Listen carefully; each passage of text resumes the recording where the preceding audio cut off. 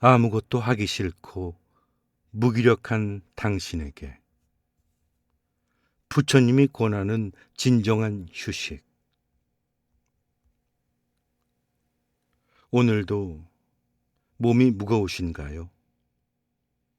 아침에 눈을 떴는데 뭔가를 해야 한다는 걸 알면서도 이불 속에서 그냥 눈만 깜빡이셨나요? 일어나야지, 일어나야지 하면서 한참을 누워 계셨나요? 그 느낌 압니다. 몸이 무거운 게 아닙니다. 정확히 말하면 마음이 무거운 것입니다. 평생을 열심히 살아오셨습니다.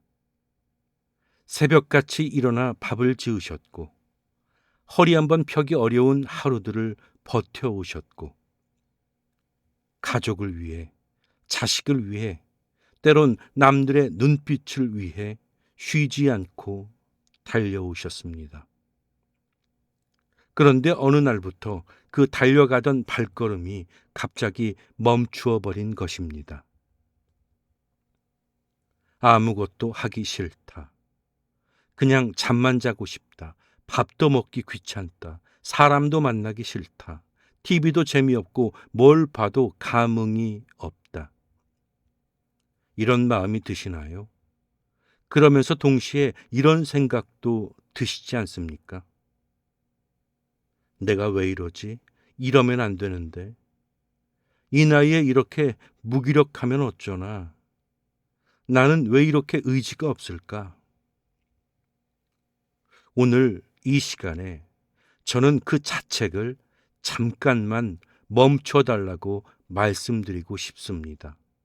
왜냐하면 그 무기력함은 당신이 나쁜 사람이라서가 아닙니다. 그것은 당신의 영혼이 보내는 아주 간절한 신호입니다. 제발 잠깐만 쉬어주세요.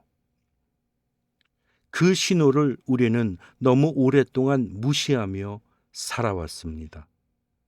아파도 참고 힘들어도 버티고 지쳐도 계속 달렸습니다. 그래서 지금 몸보다 마음이 먼저 멈춰버린 것입니다.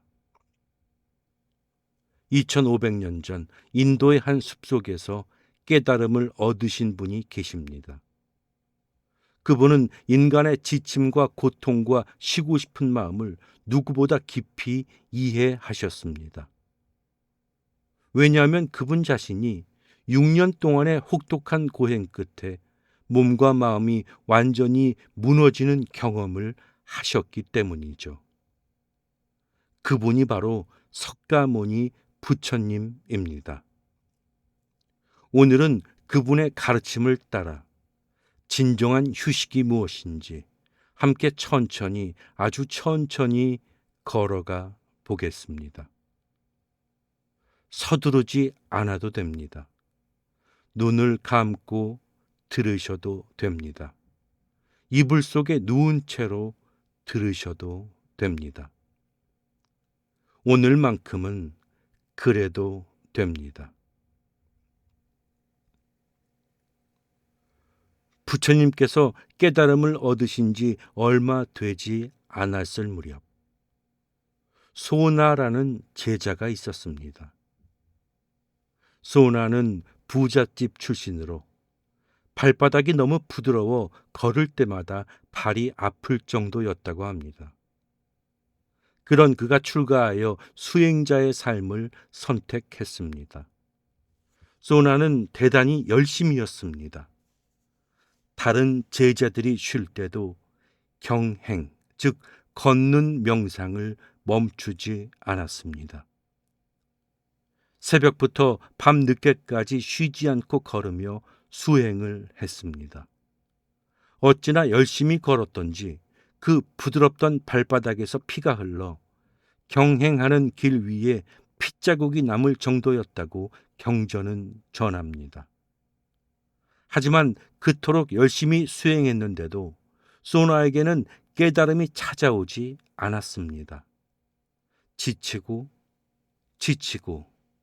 또 지쳤습니다. 몸도 마음도 모두 바닥났습니다. 소나는 결국 이런 생각을 하게 됩니다. 나는 부처님의 제자들 중에서 가장 열심히 정진했건만 아직도 깨달음을 얻지 못했다. 차라리 집으로 돌아가 재산을 사회에 환원하며 살아가는 것이 낫지 않을까?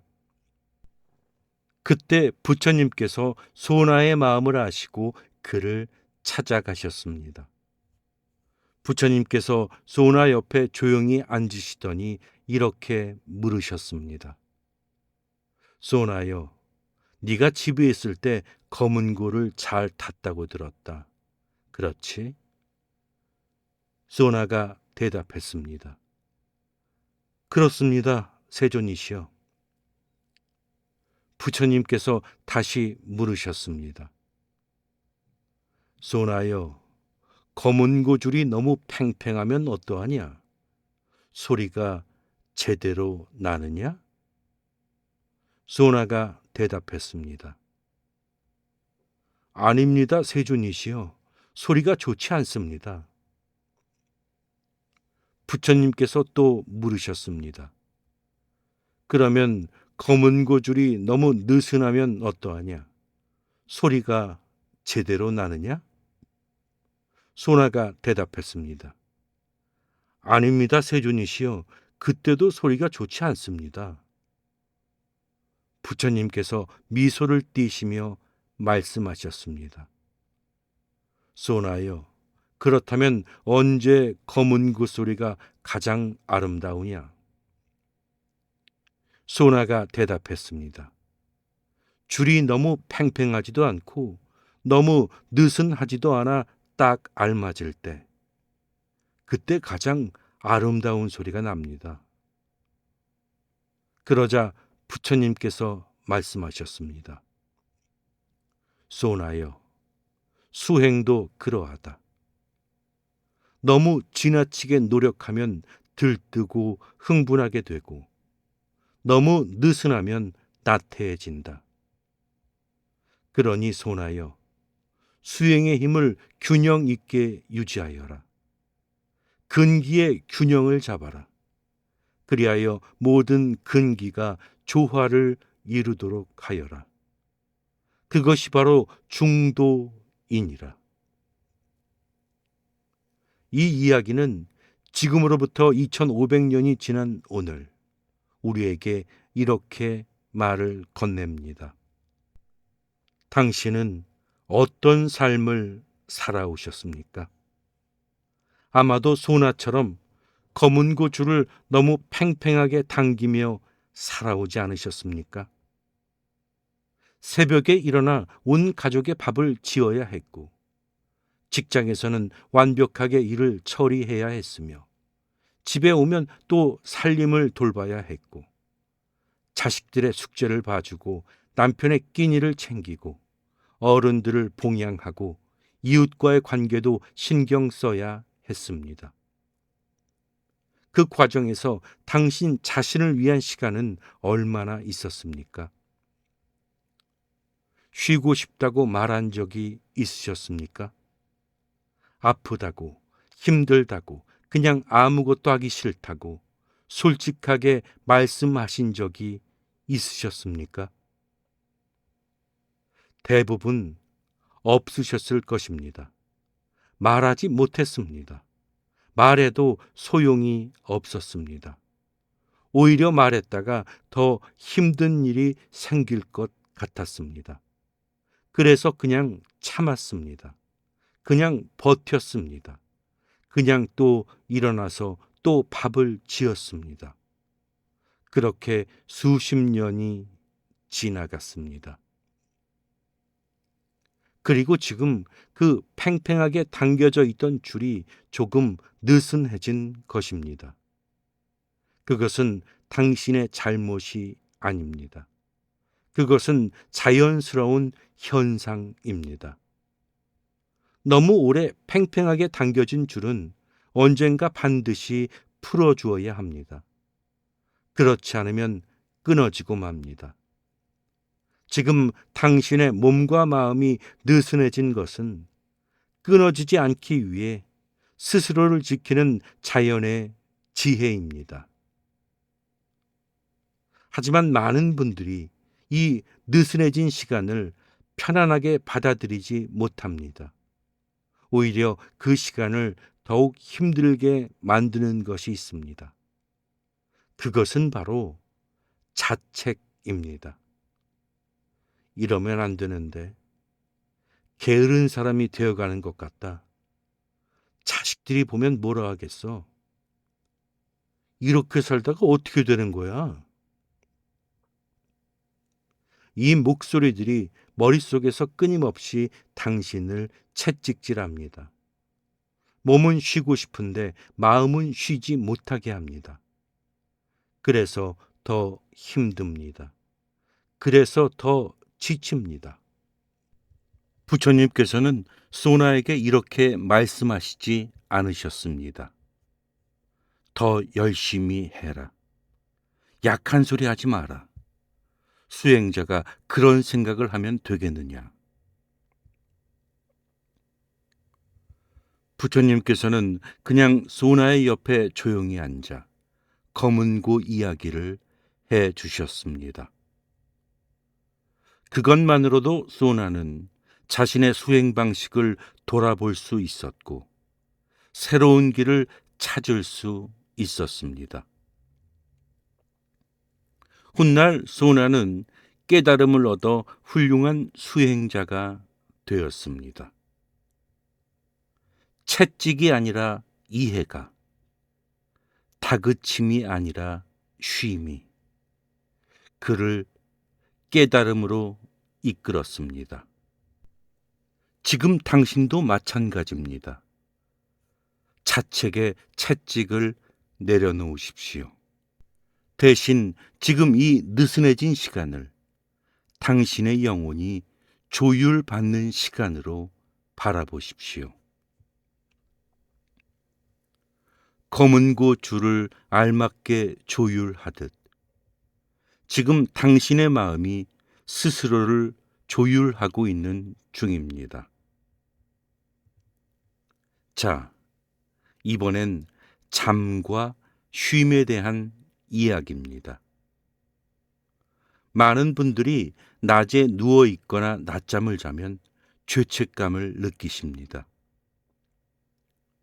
이 나이에 낮잠을 자면 더 늙는다. 낮에 자면 밤에 못 잔다. 남들은 다 뭔가를 하는데 나만 이러고 있다.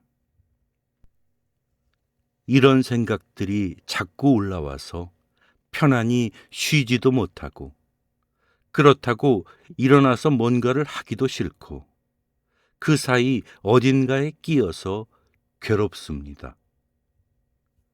그런데 부처님의 가르침은 이것에 대해 아주 다른 이야기를 합니다. 아함경에 이런 비유가 있습니다. 마음은 마치 컵 속의 물과 같다. 흙탕물이 가득 담긴 컵을 흔들면 아무것도 보이지 않는다. 하지만 그 컵을 조용히 내려놓고 기다리면 흙은 서서히 바닥으로 가라앉고 물은 다시 맑아진다. 마음도 그러하다. 억지로 무언가를 하려 할수록 흙탕물은 더 흐려진다. 조용히 멈추고 기다릴 때 마음은 스스로 맑아진다. 이 비유가 얼마나 정확한지 느껴지십니까? 우리가 번아웃 상태, 무기력 상태에 있을 때는 마음속에 흙탕물이 가득한 상태입니다. 오랫동안 쌓인 피로, 해소되지 못한 슬픔, 말하지 못한 억울함, 눌러두었던 두려움, 그리고 스스로에게도 인정받지 못한 외로움. 이 모든 것들이 흙탕물이 되어 마음속에 가득 차 있습니다. 그 상태에서 억지로 뭔가를 하려 하면 흙탕물은 더 흐려지죠. 오히려 더 힘들어집니다. 오히려 더 지치죠. 가장 지혜로운 것은 그 컵을 조용히 내려놓는 것입니다.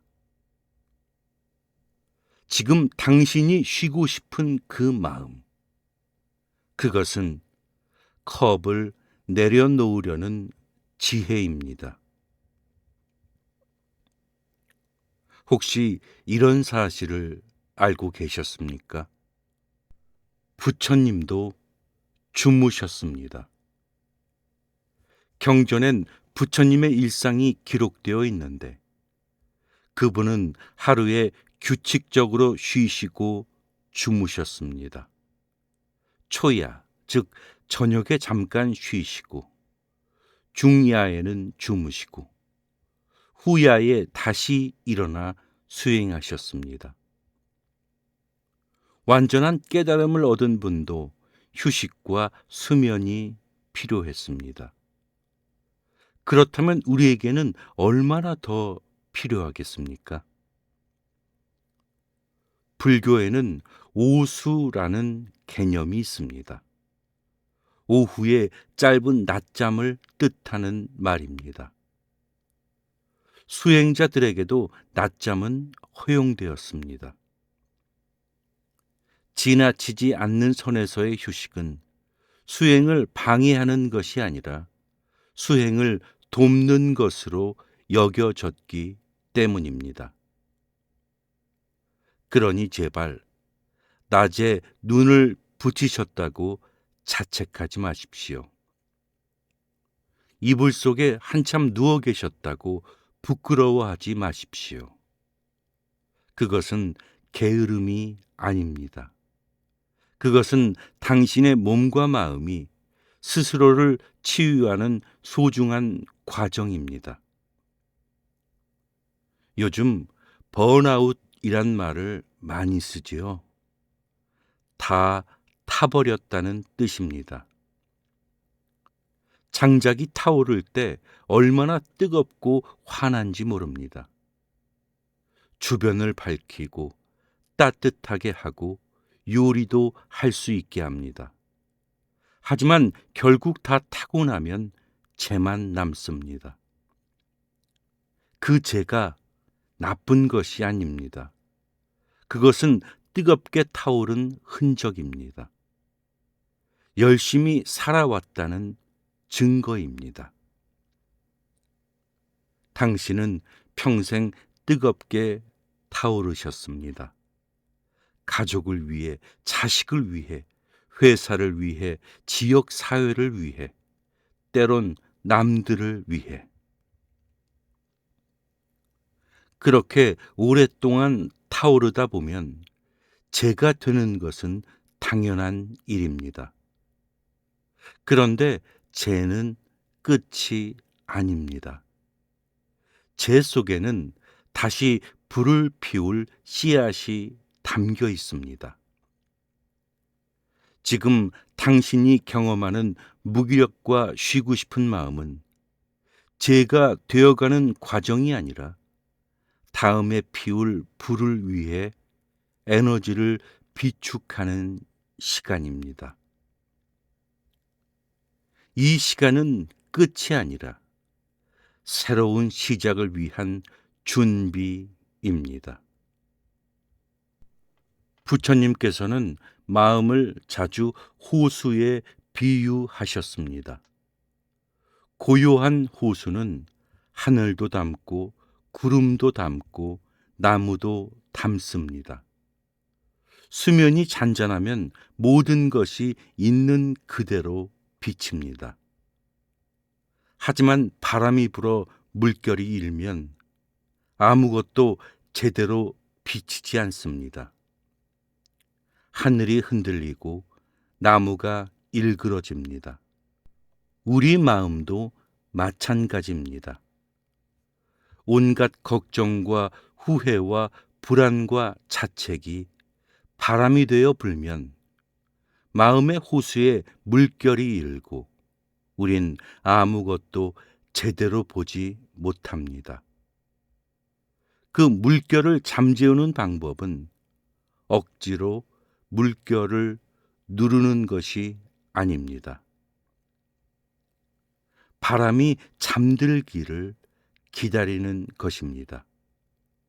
그리고 그 기다림이 바로 쉼입니다. 눈을 감고 이불 속에 몸을 맡기고 아무 생각도 하지 않고 그냥 이 순간을 놓아 버리는 것. 그것이 불교에서 말하는 가장 깊은 휴식입니다. 당신은 지금 그 휴식을 취하고 있는 것입니다. 그러니 죄책감을 가지실 필요가 없습니다.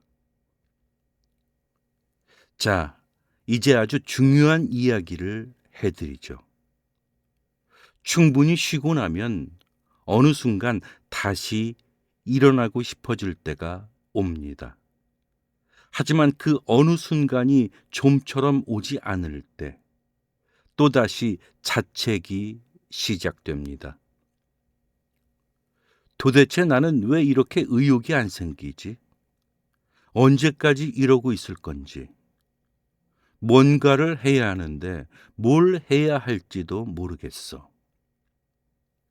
이런 분들에게 부처님의 가르침은 이렇게 말합니다.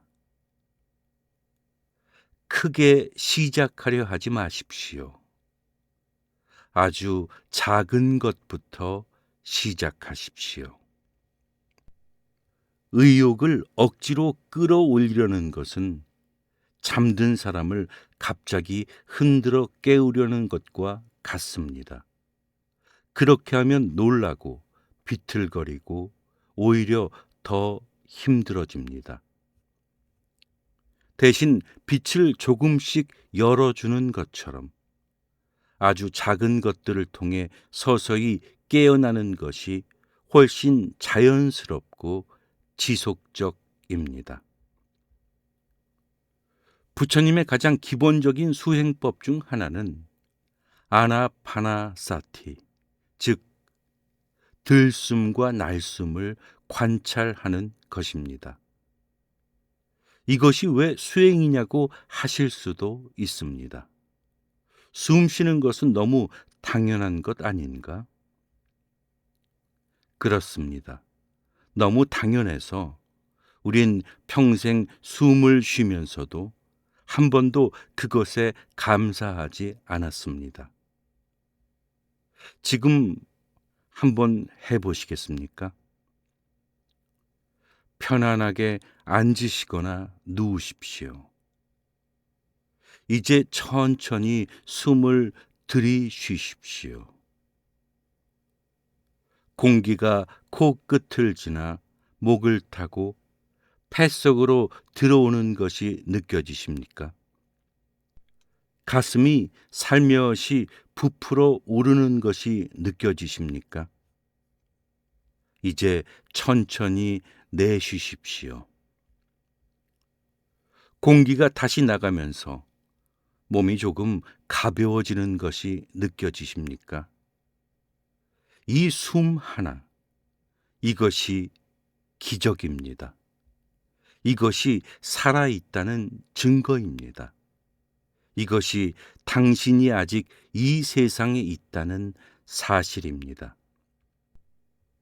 지금 숨을 쉬고 있다면 그것으로 충분합니다. 다음으로 물 한 잔입니다. 아무것도 하기 싫은 날 물 한 잔만 마셔보십시오. 차갑거나 따뜻하거나 어느 쪽이든 좋습니다. 천천히 한 모금씩 그 물이 목을 타고 내려가는 느낌을 느껴보십시오. 뱃속으로 들어가 퍼져나가는 느낌을. 이 물 한 잔이 어디서 왔는지 생각해 보십시오.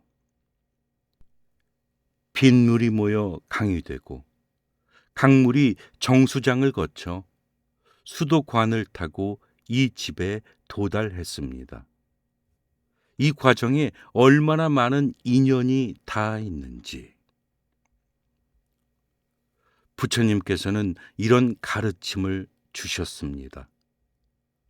물 한 모금 마실 때도 그 물에 깃든 무수한 인연을 생각하라.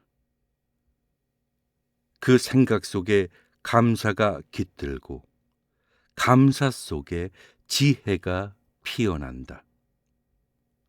물 한 잔을 마시는 것, 그것이 수행입니다. 그것이 깨어남의 시작입니다. 아무것도 하기 싫은 날, 창가에 앉아 잠깐 하늘을 바라보십시오. 구름이 지나가는 것을 보십시오. 빠르게 지나가는 구름도 있고 느릿느릿 움직이는 구름도 있습니다. 크게 뭉쳐있던 구름이 어느새 흩어지기도 하고 맑았던 하늘에 갑자기 구름이 몰려오기도 합니다. 하늘은 언제나 변합니다. 아무도 막을 수 없습니다. 지금 당신의 마음도 구름과 같습니다. 지금 이 무기력한 감정도, 지금 이 아무것도 하기 싫은 마음도 구름처럼 지나갑니다. 그것이 영원히 이 자리에 머물지 않습니다. 이것이 부처님이 말씀하신 무상의 진리입니다. 모든 것은 변합니다. 좋은 것도 나쁜 것도 모두 변합니다. 지금 이 답답한 마음도 변합니다. 당신이 할 일은 그 구름이 지나가길 조용히 기다리는 것 뿐입니다. 창밖의 하늘을 바라보는 것, 그것도 수행입니다. 그것도 깨어남입니다. 자, 이제 가장 중요한 이야기를 드리겠습니다. 불교에는 불성이라는 개념이 있습니다. 모든 인간 안에는 부처가 될 수 있는 씨앗이 있다는 것입니다. 이것은 무엇을 뜻합니까? 당신이 어떤 상태에 있든, 당신이 무기력하든 활기차든, 당신이 무언가를 이루었든 이루지 못했든, 당신이 지금 이불 속에 누워있든 산을 오르고 있든, 그 어떤 상태에서도 당신 안에 있는 불성은 사라지지 않습니다. 구름이 아무리 많이 끼어도 하늘이 사라지는 것이 아니듯, 지금 아무것도 하기 싫고 무기력하다고 해서 당신의 존귀함이 사라지는 것이 아닙니다. 당신은 수십 년을 치열하게 살아온 사람입니다. 수많은 사람에게 밥을 지어준 사람입니다. 자식을 키워낸 사람이죠. 힘든 순간에도 포기하지 않은 사람이죠. 그 모든 것이 당신 안에 있습니다. 사라지지 않았습니다. 지금 이 순간 아무것도 하지 않아도 당신은 여전히 존귀합니다. 이 말을 마음속 깊이 새겨주십시오. 부처님께서도 이렇게 말씀하셨을 것입니다. 쉬어라. 마음껏 쉬어라.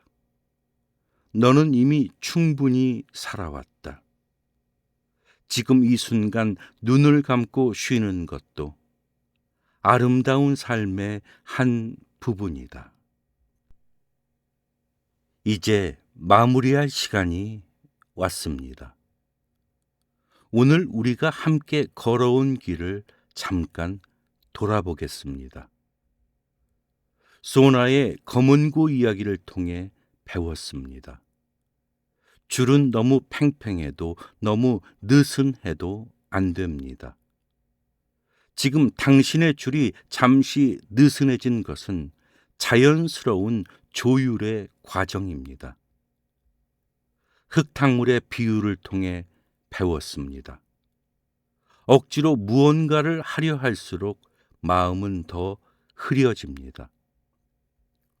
조용히 멈추고 기다릴 때 마음은 스스로 맑아집니다. 숨 한 번, 물 한 잔, 하늘 한 조각, 그 작은 것들 속에서 깨어남은 시작됩니다. 그리고 무엇보다 아무것도 하지 않아도 당신은 존귀합니다. 오늘 이 목소리를 듣고 계신 당신에게 진심으로 말씀드립니다. 오늘 하루 마음껏 쉬셔도 괜찮습니다. 아무것도 하지 않아도 됩니다. 아무데도 나가지 않아도 됩니다. 누구에게 잘해줄 필요도 없습니다. 뭔가를 해내야 할 필요도 없습니다. 그냥 오늘 하루 당신의 영혼이 원하는 대로 쉬어 주십시오. 내일이 되면 어쩌면 조금 달라져 있을지도 모릅니다.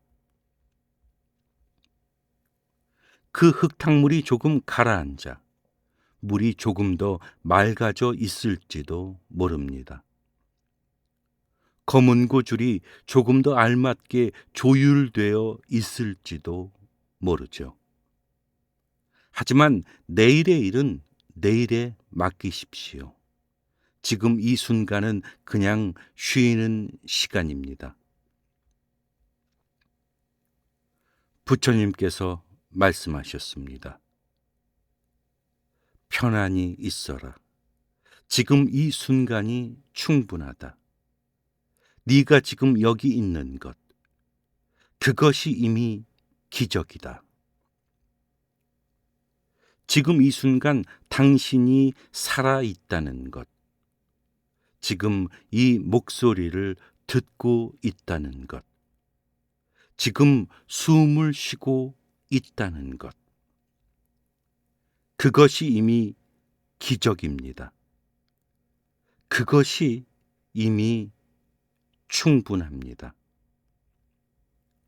오늘 하루 마음껏 쉬십시오. 당신은 그럴 자격이 충분하니까요.